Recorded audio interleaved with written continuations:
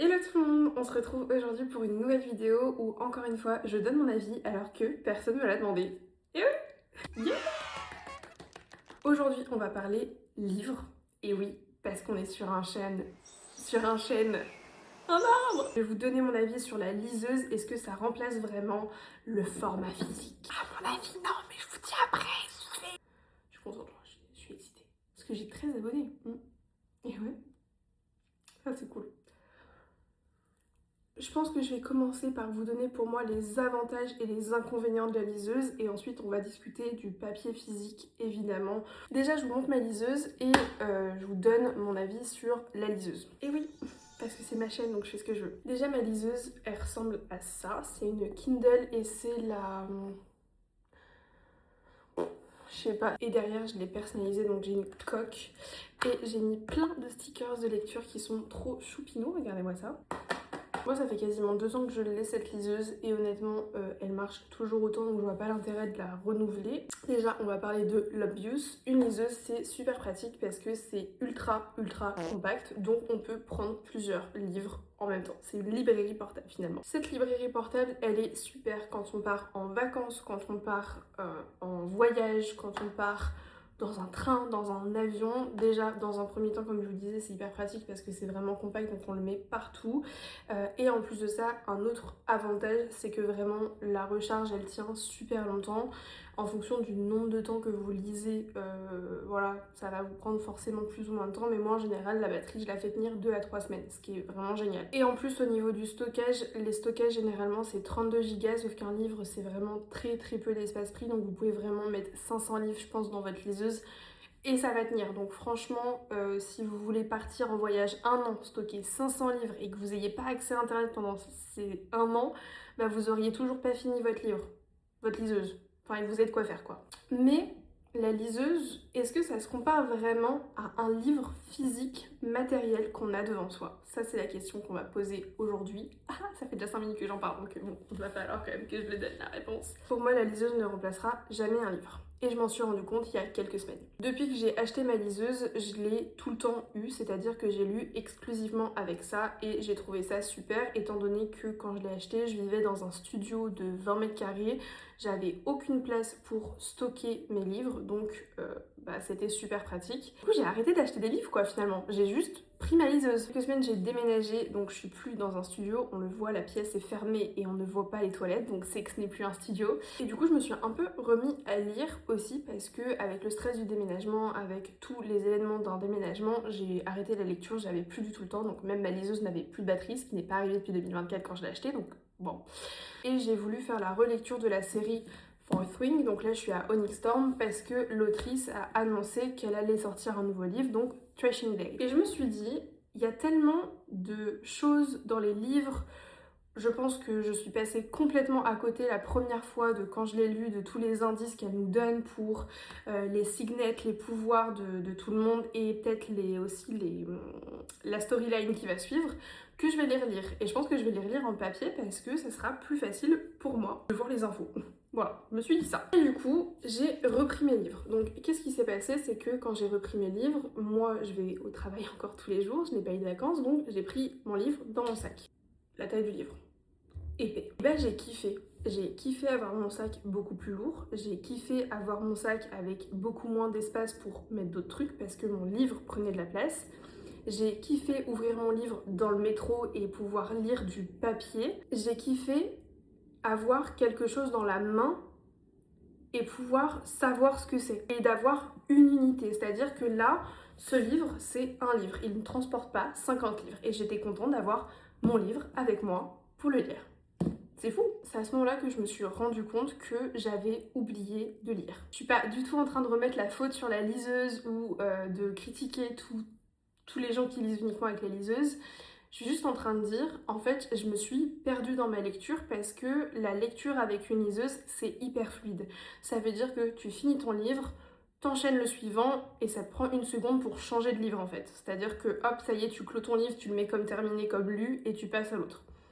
Là, bah pas du tout. Ça veut dire que si tu finis ton livre dans la journée et que tu rentres pas chez toi avant 20h, bah tu vas pas ouvrir ton livre avant 20h et du coup tu dois attendre. Et j'ai bien aimé ce retour au rythme normal de la vie. Alors peut-être que j'extrapole, hein, peut-être que je suis folle, vraiment peut-être que ça va pas là-dedans. Mais j'ai l'impression que ça a vraiment changé aussi ma mémoire de la lecture, dans le sens où quand t'enchaînes des livres et des livres et des livres et des livres, alors déjà oui, tu vas plus atteindre tes objectifs de lecture de l'année, mais du coup, personnellement, j'ai une très mauvaise mémoire, donc là, tous les livres que j'ai lus récemment, enfin il y a quelques mois, bah, je me souviens plus vraiment des titres, je me souviens plus vraiment de ce qui s'est passé dans l'histoire, et peut-être que tu vas m'en parler, je vais te dire ah ouais, mais je m'en souviens plus parce que déjà je n'ai pas de matériel physique chez moi, donc je l'ai pas visuellement en face de moi. Je pense que des mots sur un écran sont moins impactants que des mots sur du papier. Encore une fois, c'est ma chaîne, je dis ce que je veux, donc je dis ce que je pense. Le livre, ça se sent.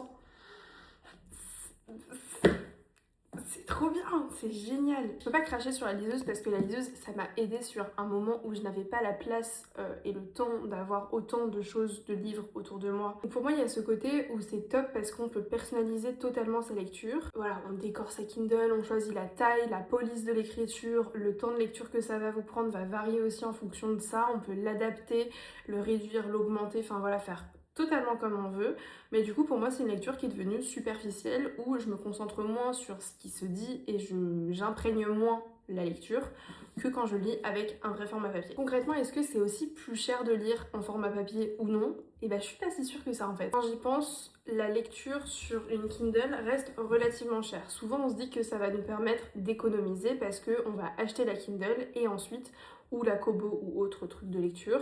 Et ensuite, ça va être moins cher au niveau de l'achat des livres. En fonction de Kindle, si vous prenez un format de base, vous êtes aux alentours de 100 à 150 euros. C'est déjà assez cher finalement pour juste un support pour lire. Mais il faut penser que vous avez des abonnements que vous pouvez payer. Donc si on est sur Kindle, c'est l'abonnement Kindle je sais plus quoi, qui est à 9,90 € par mois.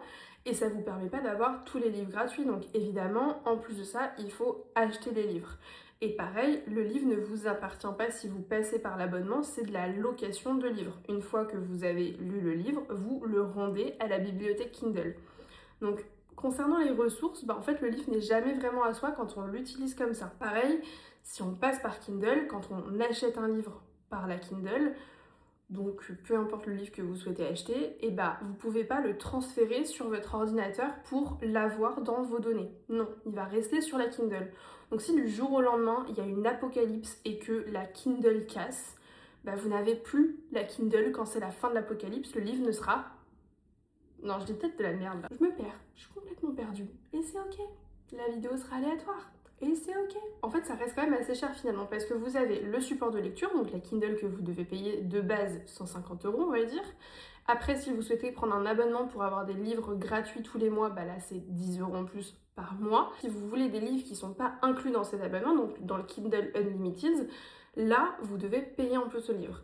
Si c'est des livres que vous voulez acheter et qui sont restants, les prix sont des fois aussi chers qu'un livre au format papier. Et ça, je trouve ça fou. Je me suis retrouvée des fois à vouloir acheter des livres sur ma Kindle et c'était 17 €, alors que le livre format papier en petit format était à 13 €. Donc pourquoi? Et du coup vient la question du téléchargement illégal.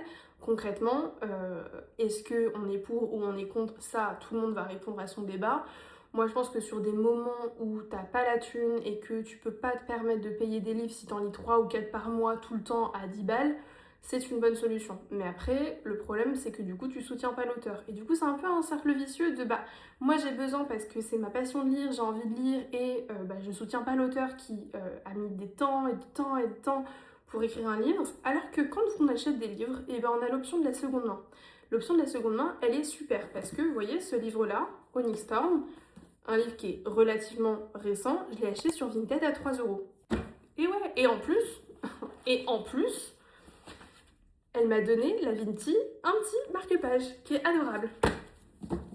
Donc il y a aussi ce truc-là de se dire, en fait, la lecture, des fois, format papier, c'est plus abordable parce que dans les recycleries, dans les brocantes ou même tout simplement sur Vinted, on va pouvoir avoir des livres qui sont beaucoup moins chers que le prix neuf et du coup quand même pouvoir lire.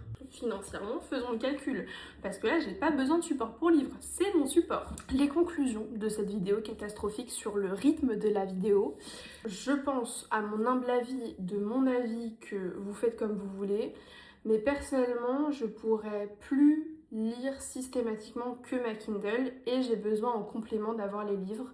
Et d'ailleurs je pense que ma Kindle sera surtout un complément pour moi plutôt que mon moyen de lecture principal. Voilà, ce sont juste plein de réflexions sur la liseuse. C'était un peu bancal, mais donnez-moi vos avis dans les commentaires si vous voyez cette vidéo et que vous êtes rendu là de est-ce que vous prenez la liseuse, est-ce que vous prenez les livres, est-ce que si vous avez lu la liseuse pendant super longtemps, vous êtes repassé au livre, ça c'est ma question. Je suis trop contente parce qu'on a 13 abonnés.